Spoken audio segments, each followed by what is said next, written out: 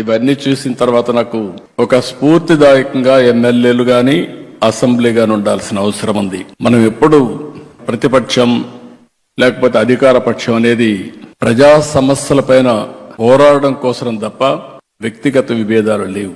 మేము చూసేవాళ్ళం, హోరాహోరీగా పోరాడేవాళ్ళం. బయట వస్తే పక్కనే లాబీకి వస్తానే ఆప్యాయంగా పలకరించుకునేవాళ్ళం.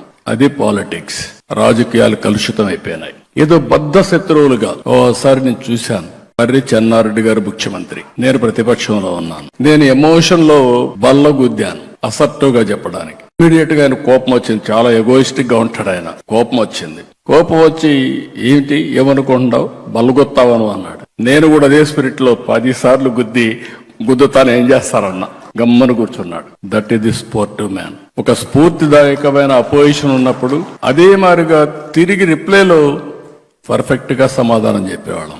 ఒక వ్యక్తి ఎప్పుడైనా సరే పార్టిసిపేట్ చేసినప్పుడు, ఆర్గ్యుమెంట్ చేసినప్పుడు మీరు సమర్థవంతంగా దాన్ని తిప్పికొట్టడం గాని, వాస్తవాలు చెప్పడం గాని. ఈ రోజు మనందరం ఒక విషయం గుర్తుపెట్టుకోవాల్సిన అవసరం ఉంది.